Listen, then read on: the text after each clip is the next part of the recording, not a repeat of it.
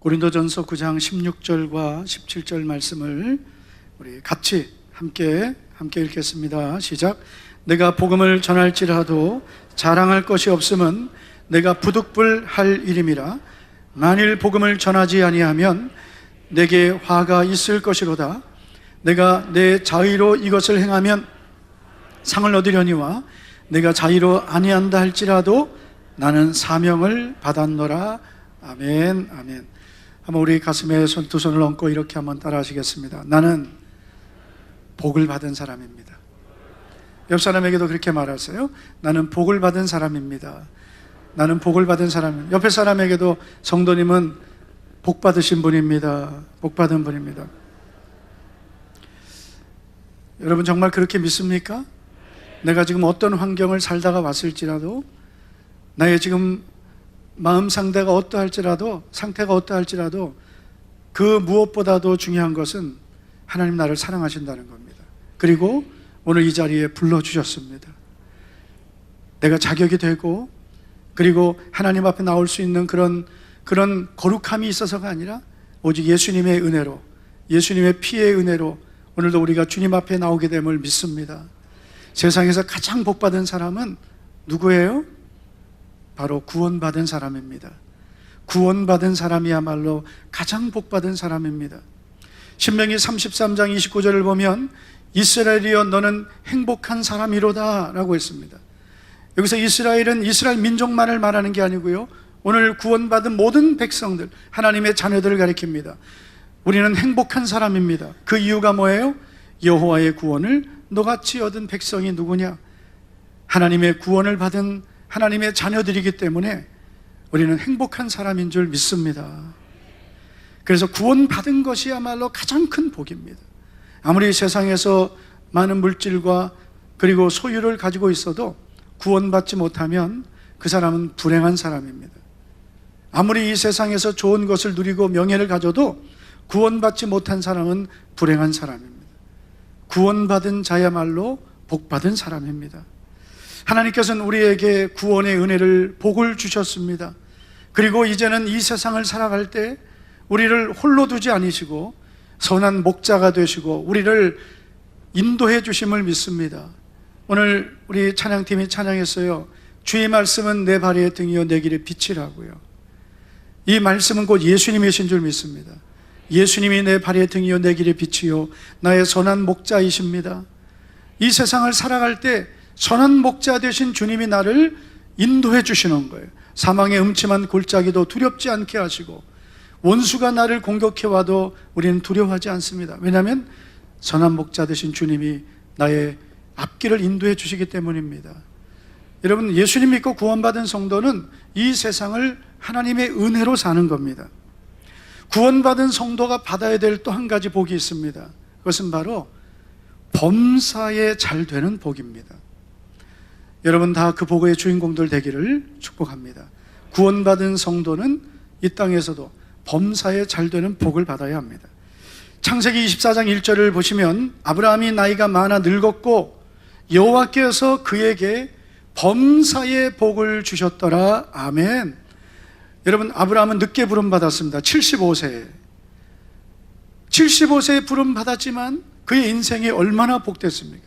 하나님께서 그에게 100세의 아들 주시고 그리고 그의 앞길을 복 주셨는데, 특별히 나이 많아 늙은 아브라함에게 노년에 하나님 범사의 복을 주신 거예요. 오늘 이 세상 사람들 보면은 제일 고민하는 것 중에 하나가 뭐예요? 노후 대책. 여러분, 가장 좋은 노후 대책은 하나님이 복 주시는 사람 되는 거예요. 옆에 있는 분에게 하나님이 복 주시는 사람 되십시오. 그것도 노년의 복을 받기를 축복합니다.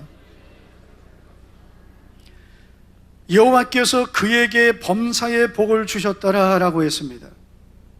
창세기 24장은 그 한 장만 보시면 안 되고요, 하나님께서 아브라함에게 범사의 복을 주시게 된 결정적인 사건은 창세기 22장에 아브라함이 자기 아들 독자 이삭을 번제 하나님께 헌신하는, 드리는 그런 믿음의 헌신, 하나님께서 그의 믿음을 보시고 네가 이제야 하나님을 경외한 줄 알겠노라, 하나님께 그 믿음을 인정받았더니 그의 남은 생애가 범사의 복이 된 것입니다. 여러분, 우리가 그냥 교회만 다닌다고, 예배만 드린다고 하나님께서 이런 복을 주시는 것은 아닙니다. 뭔가 하나님이 기뻐하시는 사람이 되고 하나님이 인정하시는 순종과 헌신이 오늘 나에게 있어야 합니다. 꼭 기억하시기 바랍니다. 창세기 39장 3절을 보면 그의 주인이 여호와께서 그와 함께 하심을 보며 또 여호와께서 그의 범사에 형통하게 하심을 보았더라. 아멘. 그의 주인에서 이 그는 요셉이죠. 주인은 보디발입니다. 요셉을 노예로 샀던, 팔려온 노예였던 요셉을 사들였던 보디발, 이 보디발이 자기 집에 노예로 요셉을 들여왔는데 이 요셉에게 어떤 일을 맡기든지 요셉이 잘하는 거예요. 사실 여러분, 노예, 종은 월급도 없죠. 평생 자기 자유가 없는 사람. 그러니 여러분, 노예가 충성할 게 뭐가 있고 최선을 다할 게 뭐가 있겠어요? 그러나 여러분, 하나님이 함께 하셨던 요셉은 노예 생활할 때도 그는 최선을 다했습니다. 보디발이 보니까 너무 이상한 거예요. 다른 종들하고 다른 거예요. 그래서 자꾸 일을 잘하니까 일을 자꾸 주게 되죠. 아멘. 사람도 그러잖아요. 직장에서도 일을 잘하는 사람에게 자꾸 일을 맡기죠. 못하는 사람에게 일 맡기는 그런 회사는 없습니다. 잘하니까 맡기고 잘하니까 더 많이 맡기는 거죠. 요셉을 보니까 뭘 맡기든지 잘 해내거든요. 그러니까 눈여겨보았다가 중요한 일을 맡기고 또 중요한 일을 맡기고 자꾸 맡기게 된 거예요. 결국 나중에는 이 요셉을 그 가정의 총무로 세우죠. 그 가정의 모든 이 가정 살림을 다 맡아서 일하는 그런 아주 중요한 직책을 맡기게 됩니다. 그렇게 된 이유가 뭐예요? 보디발이 요셉을 보았더니 그 요셉은 히브리인이거든요. 히브리인인 노예인데 그가 믿는 하나님이 함께하는 거예요. 보디발은 이방인입니다. 이방신을 믿습니다. 이방신을 믿는 보디발이었지만 요셉을 보니까 저가 믿는 여호와라는 신이 함께하는 게 분명해요. 그리고 그 여호와라는 요셉이 믿는 그 신이 요셉을 형통하게 하는 것을 본 거예요. 이게 바로 요셉이었습니다. 저는 그런 소망을 갖습니다. 우리 사랑하는 성도 여러분들이 세상을 살아갈 때 예수님을 안 믿는 사람들이 여러분을 볼 때 나는 교회 안 다니고 예수님 안 믿지만 저 사람은 좀 하나님 함께 하시는 사람이에요. 다시 한번, 저 사람은 정말 하나님이 함께 하시는 사람이구나.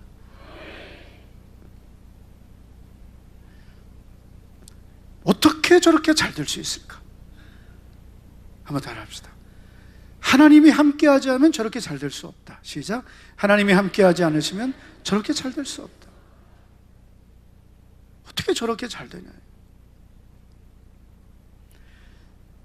하나님이 범사에 형통하게 하셨습니다. 요셉의 무엇을 보셨을까요? 그 요셉이 가졌던 믿음, 하나님을 향해 가졌던 흔들리지 않는 믿음, 하나님을 경외하고 믿음으로 살았지만 그의 고난이 왔잖아요.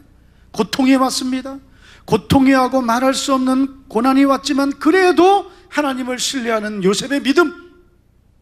오늘 성도들이 예수님 믿다가 좀 힘들면은 원망하죠, 불평하죠, 안 믿겠다 그러죠, 교회 안 나온다 그러죠. 그 믿음 가지고는요, 정말 구원 받았는지 안 받았는지도 의심하고 싶어요. 정말 구원받은 성도가 힘들면은 교회 안 나온다 그러고, 힘들면은 원망하고, 나 이제 예수 안 믿는다 그러고, 무슨 예수님 믿는 게 무슨 학원 등록했다가 말다 하는 겁니까? 영어학원 다니다 말고 수학원 다니다 말고 그거예요? 그 사람에게 예수님은 어떤 분입니까? 그 사람에게 구원은 무슨 의미입니까?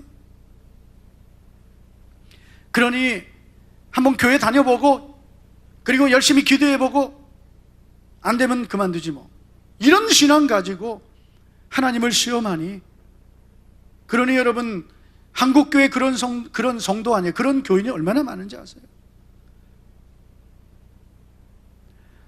우리 목자교회 성도들은 한 사람도 그런 사람 없기를 축복합니다.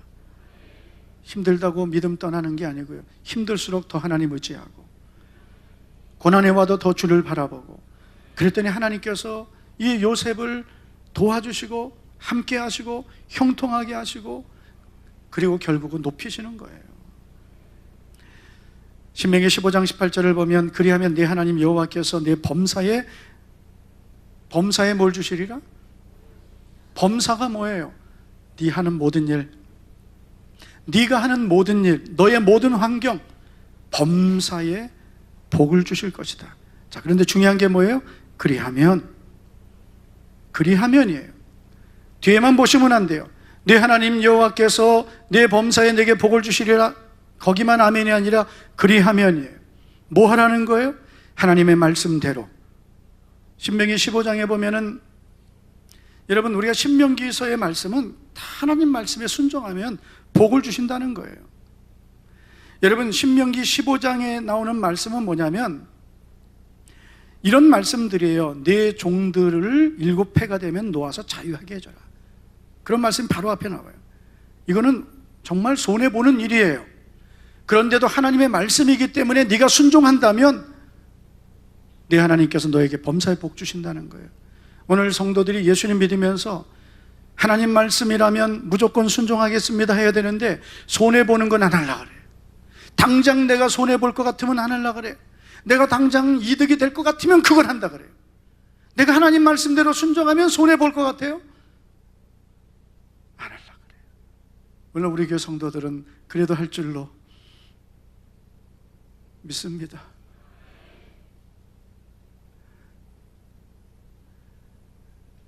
믿고 싶어요. 손해를 볼지라도 하나님 말씀대로. 그리하면 내 하나님 여호와께서 내 범사에 내게 복 주신다 했습니다. 구원은 하나님의 은혜로, 축복은 순종한 만큼.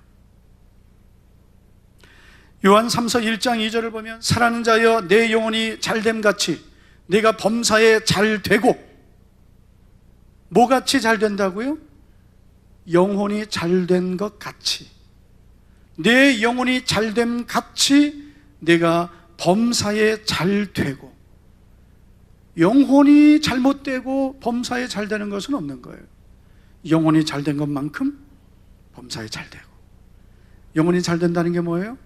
하나님을 사랑하는 그런 성도, 말씀대로 순종하는 성도, 하나님과의 관계가 항상 온전한 성도, 주님을 사랑하고 말씀대로 순종하는 그런 거룩한 믿음을 가진 성도, 이 사람이 영혼이 잘 돼 있는 성도예요.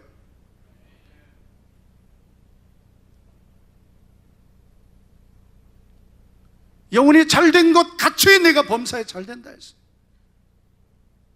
내 영혼을 먼저 새롭게 하고 거룩하게 하고, 하나님 말씀으로 날마다 우리의 영혼이 새로워져야, 그래야 하나님께서 내 영혼이 잘된 것만큼 내 범사에 잘될 것이다. 그저 교회만 잘 다니면 잘 되겠지? 아니에요. 영혼이 잘 되어 있는 성도에게 나타나는 특징이 있죠. 당연히 여러 가지 있죠. 지난주에 우리가 살펴봤던 예배드리기를 기뻐하고, 아멘. 예배드림이 기쁨됩니다. 이래야 되는데 예배 시간이 고통됩니다.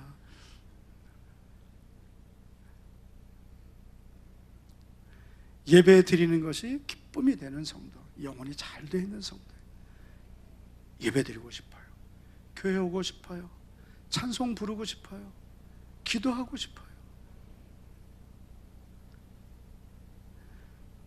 그게 더 중요한 거, 말씀이 맛있는 거예요. 하나님 말씀이 꿀과 송이꿀보다 더 달도다. 하나님 말씀이 그저 잠 안 올 때 열면 잠이 잘 오더라, 이건 안 되네. 제가 알고 있는 어느 친구인데요, 청년 때 그 친구가 그러는 거예요. 자기는 잠이 안 올 때 성경을 보고 성경을 베고 있대요. 그럼 잠이 잘 온대. 세상에 성경책을 베개 삼아 쓰면 안 됩니다. 성경을 어떻게, 하나님의 말씀인 성경을 베개로 해요?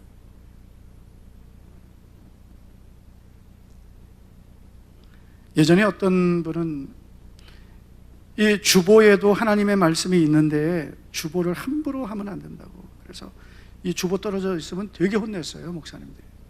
이 주보를, 하나님의 말씀이 있는 주보를 함부로 이렇게 하느냐. 그만큼 말씀을 중요하게 여겼습니다.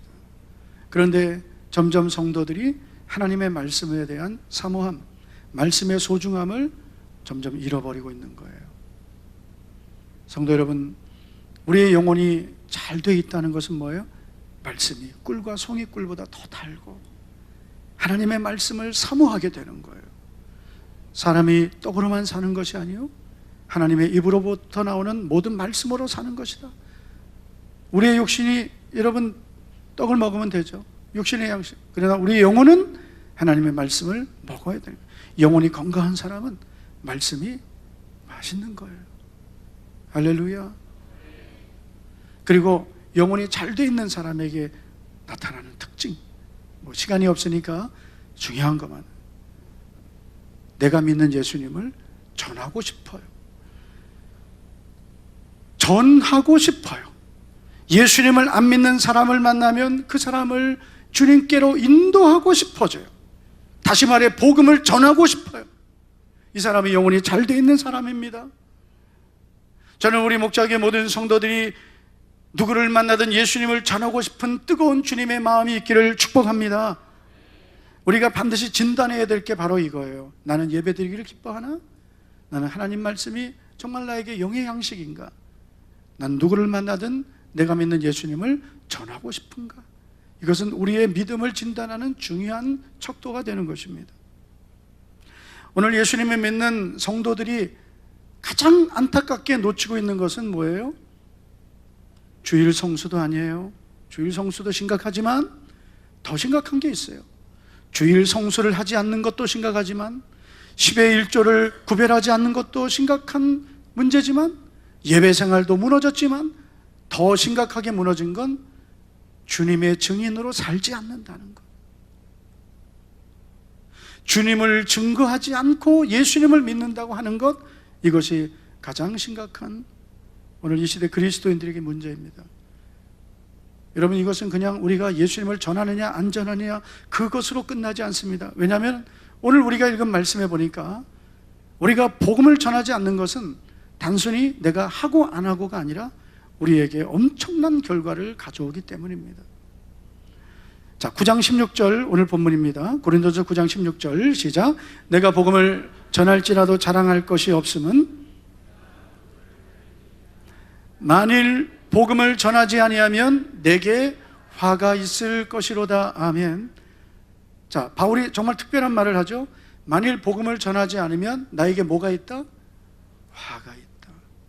어떤 분은 이 본문을 이렇게 해석해요. 이것은 바울이 이 복음에 대한 그의 열정을 간접적으로 표현한 것이다. 그러나 여러분, 성경을 너무 그렇게 자꾸 뒤집어 보시면 안 되고요. 성경을 그냥 한번 그냥 봐보세요. 복음을 전하지 않으면 내게 화가 있는 거예요. 예수님 믿는 성도들이 복음을 전하지 않는다는 것은, 그것은 엄청난 화를 내게 가져오는 것입니다. 가장 큰 미스터리 중에 하나가 뭐냐면은, 나는 예수님을 믿습니다. 그래서 나는 하나님의 자녀가 되었습니다. 나는 천국 갈 걸 믿습니다 하면서 복음 전하지 않는 거예요. 그게 미스터리예요. 바울이 나는 내가 복음을 전하지 않으면 내게 화가 있을 것이라고 한 것은 그의 진실한 고백이었습니다. 성도 여러분, 우리가 예수님을 믿는다고 하면서 예수를 믿지 않으면 구원받지 못한다고 천하 인간에게 구원받을 만한 다른 이름을 우리에게 주신 일이 없습니다. 주 예수를 믿으라, 그리하면 너와 내 집이 구원을 얻으리라. 주 예수를 믿어야만 구원받는다고 말한다면 아직 예수님 믿지 않는 사람들에게도 그 말을 해줘야 되는 거예요. 이번에 그 고속버스 대형 사고 났죠.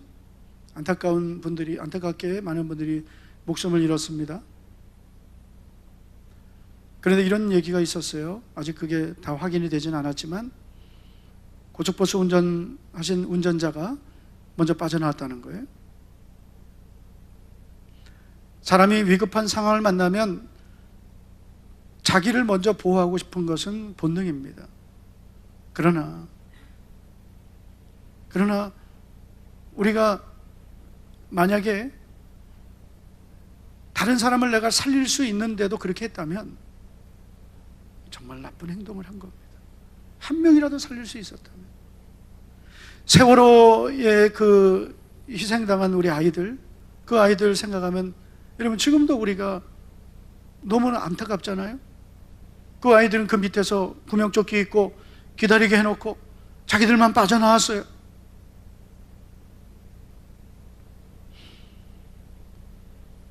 여러분, 우리 교회가 배라고 생각하겠습니다. 배. 우리 모두가 한 배를 타고 갔어요. 우리 교회 이 건축 이 모형이 배예요, 배. 그래서 우리 교회는 영혼을 구원하는 구조선, 구원선이에요. 배인데 우리가 이 배를 타고 가는데 저 밖에서 사람들이 물에 빠져서 허덕이고 있어요. 그런데 우리는 지금 밥 먹어야 돼요. 밥 먹어야 되고 우리 지금 할 일이 있어요. 그렇다고 해서 저 사람들을 건지지 않는다면 상상할 수 없는 거죠. 우리가 밥을 못 먹고 우리가 지금 누릴 수 있는 걸 못 누려도 그 사람들에게 구명 튜브를 던지든지 뭐 줄을 던지든지 수영을 잘하면 뛰어내리든지 손을 뻗든지, 그래서 그 사람들에게 손을 내밀어 줘야 되는 거죠. 그게 교회죠.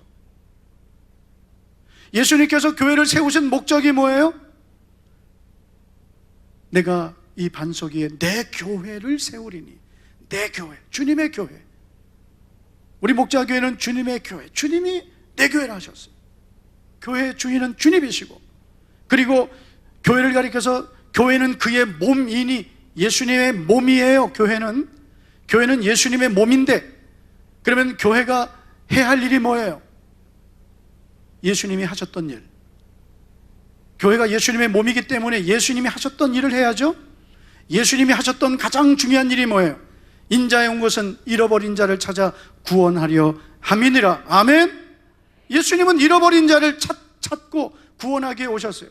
그 일을 계속하라고 교회 세워주셨어요. 우리 먼저 불러주셨어요. 그런데 오늘 교회들이 우리가 구원받은 것은 감사한다고 하면서 밖에서 멸망하는 영혼들을 향해서는 외치지 않고, 그 길로 가면 안 된다고 외치지 않고, 건져달래도 건져주지 않는다면 우리가 세월호의 그 선원들보다 더 나을 것은 무엇이 있습니까? 베드로전서 2장 9절 보면, 그러나 너희는 택하신 족속이여 왕같은 제사장들이여 시작 거룩한 나라요 그의 소유가 된 백성이니 이는 너희를 어두운 데서 불러내어 그의 귀한 빛에 들어가게 하신 이의 아름다운 덕을 선포하게 하려 하십니다. 왜 하나님 나를 택하셨어요? 왜 왕같은 제사장 삼으셨어요? 왜 거룩한 나라로 그의 소유된 백성으로 삼으셨습니까? 왜 나를 먼저 불러주셨어요? 너 돈 잘 벌고 너 세상에서 잘 되고 너 기쁘게 살라고, 나만을 위해서가 아니죠. 이는 너희를 어두운 데서 불러내어 너를 구원하신 그 하나님의 아름다운 은혜를 선포하게 하려 하십니다. 선포하라고.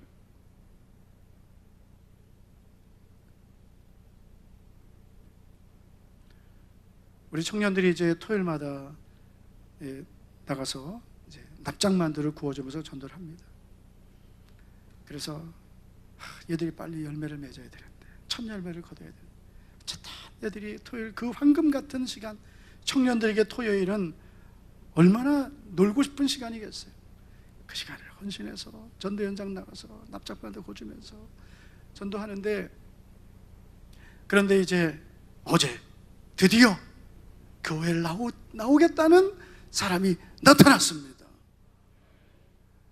오늘 오후에 나온다고 하는데, 주여, 근데 저는 그래요.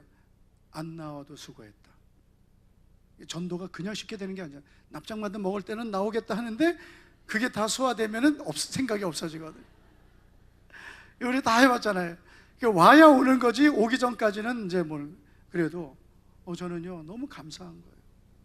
아이들이 이렇게 전도하려고 하니, 얘들 잘 키워야 되겠다. 니들은 절대로 시집가지 말고 장가를 들여와라. 니들은 장차 우리 교회 전도 특공대의 다음 세대다.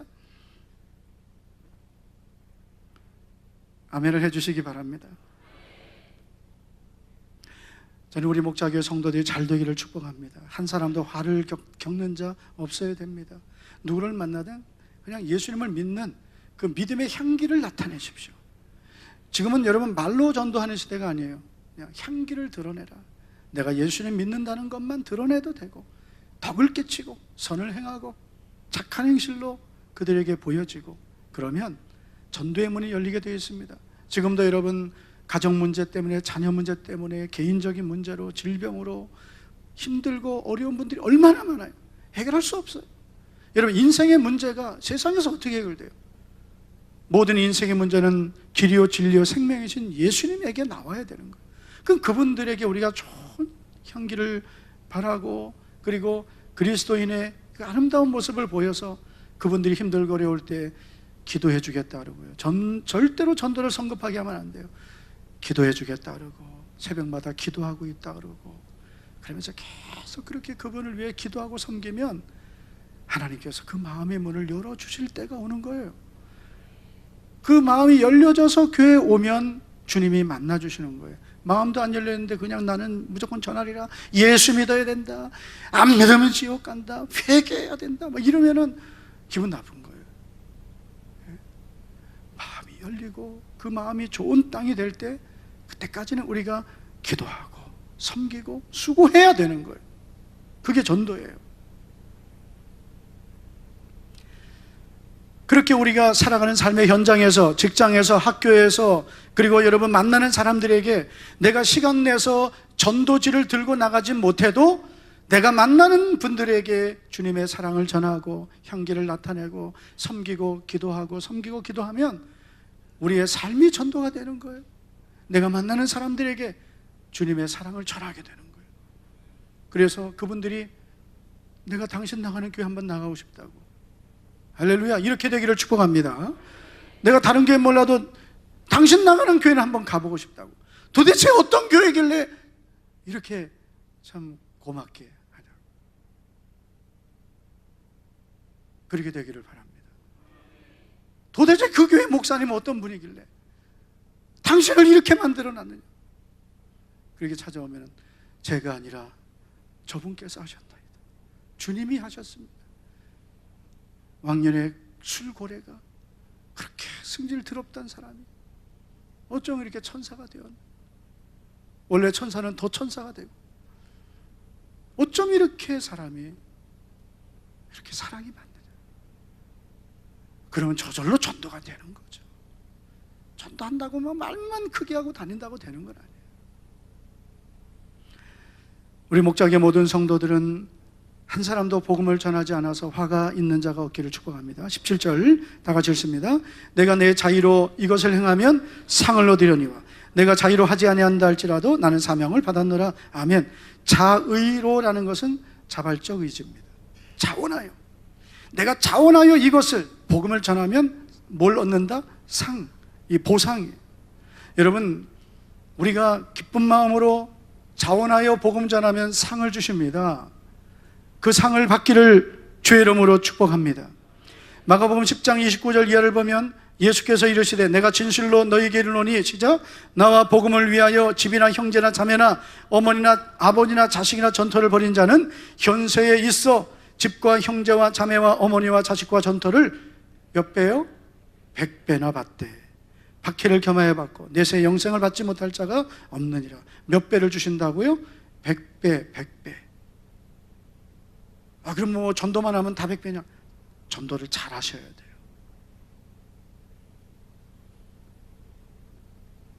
전도 잘하고 다 복을 받는 건 아니에요. 29절 말씀대로예요.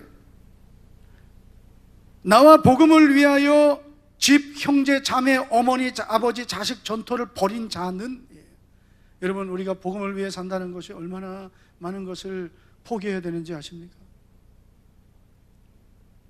전도하는 척 한다고 되는 건 아니에요. 우리가 복음을 전하다 보면 핍박도 받아요.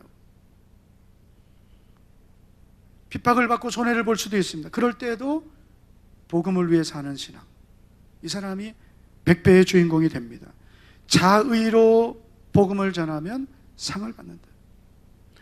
여러분, 우리가 대구에 산다는 것은 선교사로 사는 것입니다.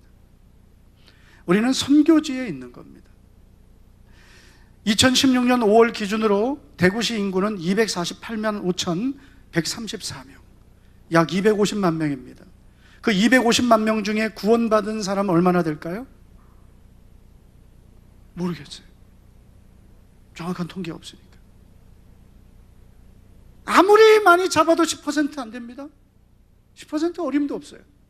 10%를 잡아도 25만 명 빼면 225만 명이 예수님 몰라요. 안 믿어요. 225만 명이 10명을 만나면 9명이 예수님 안 믿어요. 자, 여러분, 우리 교회가 있는 이 동서변동 11,547세대가 삽니다. 11,000세대 약. 인구는 3114명. 3만 명이 사는 이 동서변동에서 예수님 믿는 사람 얼마나 될까요? 우리 교회가 이 지역에, 이 동서변동에 세워진 목적이 뭐예요? 1차적으로 이 동네, 이 동서변동에 있는 영혼들 품고 기도하고 그들을 섬기고 그들에게 복음 전해서 그들로 하여금 예수님 믿고 구원받게 하라. 그게 사명이에요. 여러분, 어디에 있든지 이 사명을 갖고 사시면 돼요. 아파트에 있으면 주변 이웃들 사랑으로 섬기고 전도용품도 주고 그렇게 하면 돼요. 우리 집사님 장사하다가 고객이 오면은 하나 더 주고. 할렐루야. 그 서울 떡집은 되게 친절해. 어떻게 이렇게 친절하지? 목자교회 집사님이래. 이래 돼야 돼. 이거 서울 떡집, 목자교회 집사래. 나 그게 진짜 안 간다. 난 그런 게. 이렇게 되면 안 된다는 거야. 야, 내가 교회를 가면 그 집사님 가는 교회 나는 간다.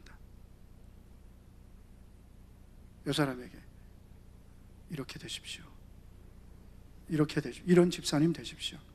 내가 교회를 간다면 내가 저 사람 다니는 교회 간다. 내가 교회를 가면 저 사람 나가는 교회 내가 절대로 안 간다. 이런 사람 되면 안 돼요. 1만 명 전도를 한 전도왕 중에 안강자 권사님, 이분은 우리 교회는 못 오셨는데 유명한 전도왕입니다. 이분이 전도자가 된 계기, 5대 독자 아들이 호흡기 질환으로 병을 앓고 있는데 전도자가 가서 전도했거든요. 그런데 얼마나 강팍한지, 나는 절대 예수 안 믿는다. 내 아들이 죽어도 난 안 믿는다. 그런데 정말 아들이 죽어가니까 하나님께 나온 거예요. 그리고 이런 기도를 했대요. 하나님 아버지, 내 아들을 고쳐주시면 주의 뜻대로 살겠습니다. 근데 진짜 아들이 산 거예요. 죽는 아들이 산 거예요. 이때부터 남편 몰래 교회 다니기 시작하고 그리고 전도하기 시작해서 너무나 감사하니까 내 아들 살려주시고 나를 구원하신 하나님, 이 은혜를 나는 잊을 수 없습니다. 그리고 신앙생활하고 전도자가 된 거예요. 남편이 그걸 알고 얼마나 핍박을 했는지. 그렇잖아요. 우리 여자분들이 처음 전도받고 예수님 믿으면 남편이 핍박하는데, 야, 요즘 교회가 뭐 이런 교회 저런 교회 있는데 너 교회 가지 마, 막 그러잖아요. 절로 가라. 교회 가지 말고 절로 가. 그런데 이 권사님이 이런 결심했대요. 내 아들의 생명을 건져주시고 나를 구원하신 주님을 절대 배반할 수 없다. 그러면서 아이를 업고 전도를 했어요. 그리고 1000번의 기도를 심었더니 1000번의 기도 딱 마친 날 집에 들어갔는데 남편이 딱 무릎 꿇고 눈물로 회개하고 내가 이제 예수 믿겠다. 할렐루야. 그 남편이 여러분 아내 때문에 구원받고 아내 때문에 복을 받았어요. 건설에 사는데 건설사 이름도 다윗건설로 바꾸고 하나님께서 여러분 전도자의 남편에게 복을 주시더라고요. 목사님, 나는 전도했는데 내 남편은, 그 인간은 왜 그런가요? 안강자 권사님처럼 해보세요.